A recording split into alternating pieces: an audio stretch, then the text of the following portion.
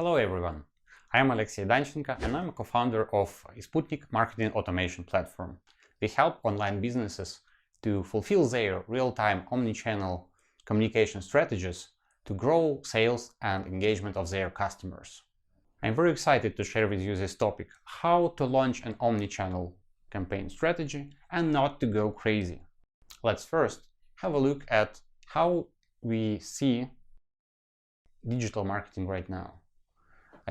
Quite often at the conferences, you see opening slide like this. You see zombies walking towards you, questioning whether email is dead or not. So kinda it's already dead. It's been buried for several years or decades probably, and yet we still keep on using it. And now, when especially important to have some cost-effective solutions for retaining people to keep brands engaged with their audience. So I believe email is a king. Let's start with if email is a king, and direct marketing communications are very important right now. So what are the main trends that we should stick to be able to say that we actually have good omni-channel strategy? There are three main trends. First is personalization, second is interactivity in emails, and third is omni-channel communications. Let's start with personalization. You see, those are examples of emails that I receive from brands. All major brands already use the data they have to leverage my engagement. They share with me suggestions that I would like, some artists and singers that I like. They use personalization when they send me offers about the places that I plan to attend. And of course, they use the data from my previous history to keep me engaged. There are several definitions about how to define what the right personalization is. And usually it consists of several R's. Like for example, 4 R's. Right person, right message, right time, and right channel. Or it could be 7 R, depending on your imagination, and so you can add right context, you can add right time of the day, and so on. So now let's talk about second trend, interactivity. Something really amazing happened quite recently. Gmail with Yahoo and Microsoft, they all together decided to support the same standard for making emails dynamic, and this is called AMP for email technology. This allows brands to use small JavaScripts in order to make your email as interactive as a web page. And I want to share with you several examples of it. So you can see how Pinterest uses this technology to let you select the pins you like right from email. And it also allows them to give you more examples in one email because they are uploaded in real time. Another example is from Booking, how you can view and browse different offers, view rooms, and so on. Another example is also from travel industry, how you can select the accommodation you like and even check its availability and book it immediately. So you can see whether accommodation is available and book it right from your email. Another great example of Oyo Travel, as it shows you how from the email you browse different offerings, you can see more details and make a checkout. It shows great, tremendous results. Almost 60% higher conversion rate and as high as this click-through rate. We can also show you some examples of interactivity delivered by AMP for email technology.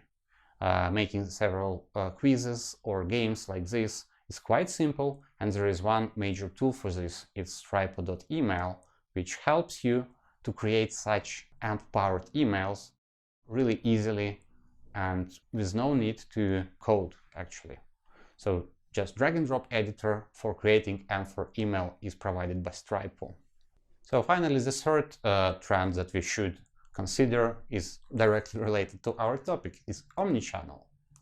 So let's first define what omnichannel communication is and why is it different from multi-channel or single channel Like with single channel, it's quite simple. One channel for communication. It could be email, SMS, calling, or anything, but it's just one channel for direct communication. Multi-channel is the situation when brand uses several channels to communicate. It sends emails, they send text messages, web push notifications, they do some personalization on a website, and also Facebook, SMM, and so on. So with Omni-channel, it's slightly different. It's not brand throwing on you some information. It's you as a customer in the center, and all the channels connect together and work together, knowing not only your previous behavior, but also how you interact with different channels. For example, when you browse on a website, your next email campaign should include something related to your previous behavior and what you liked before. If you've called to call center and complained about some order delay, then it should be reflected in your triggers. Don't thank you for a purchase because you know he's not satisfied yet. So why do we think it's important to use Omnichannel? Well, Litmus statistics says that brands that use more than 3 channels, they get 2.5 more engagement, 13% in customer spend, and 90% in retention.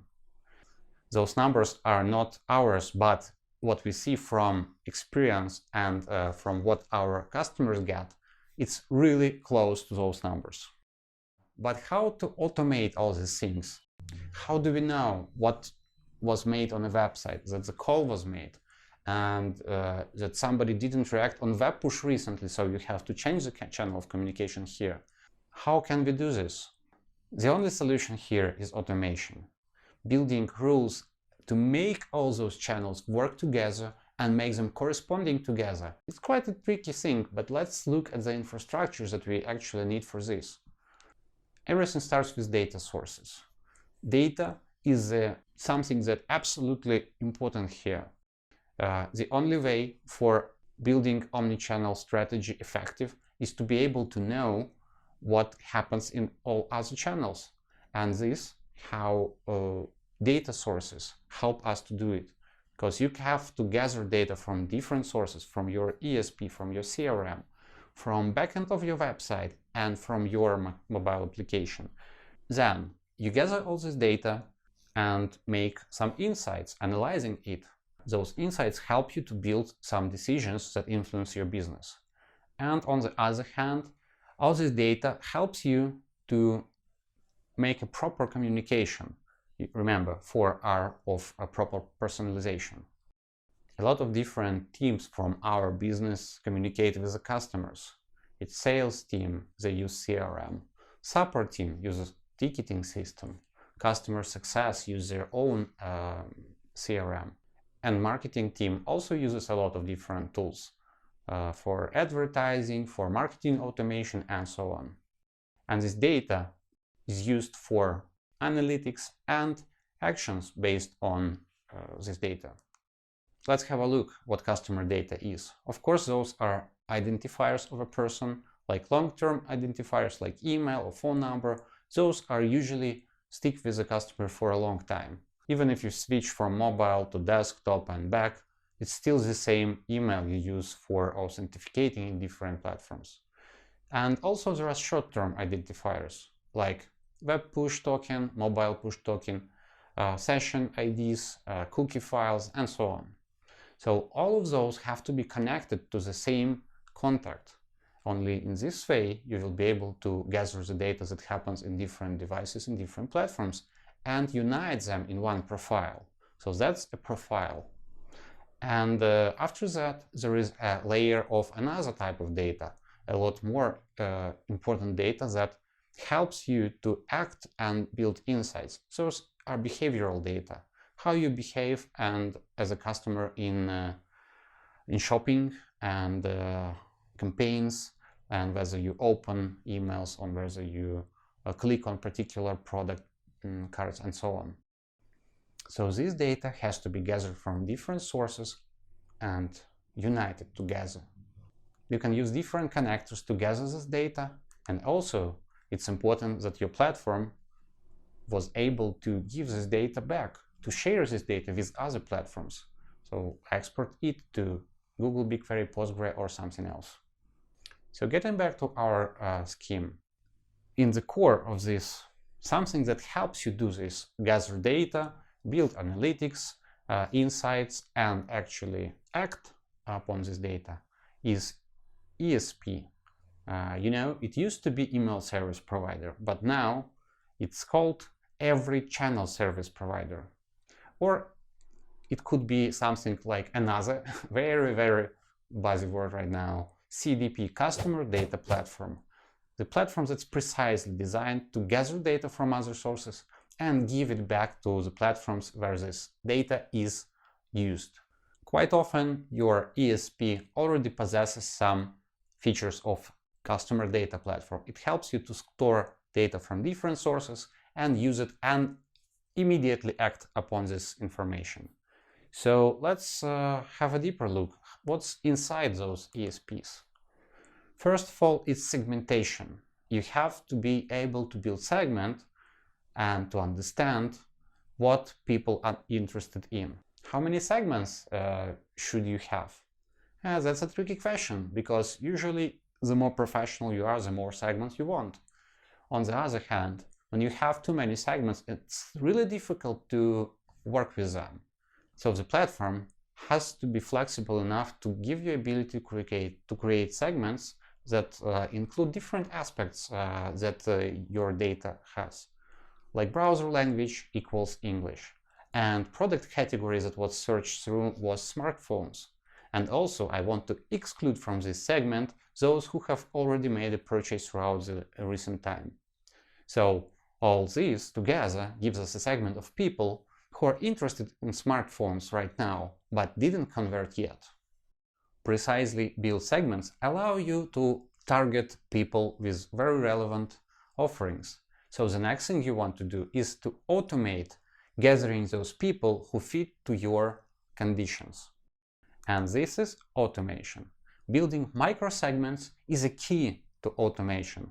When you build small segments, you can target those people, but the automation works when you not just build it once, but it works when the segment is built dynamically. So it recalculates and automatically triggers campaigns when somebody new goes to the segment.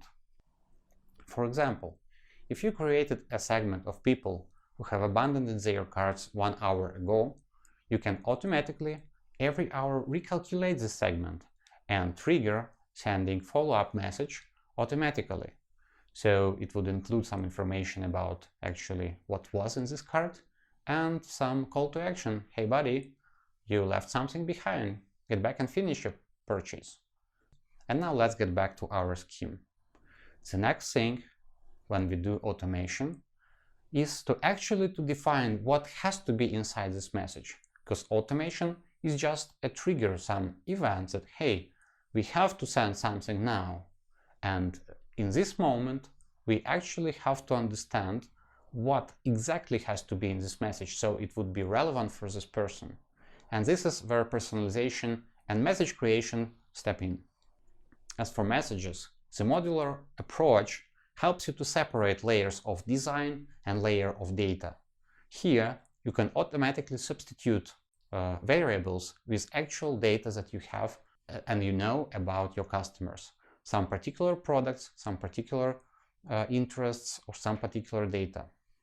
You can also connect external recommendational services that would predict the next buying offer or the next view.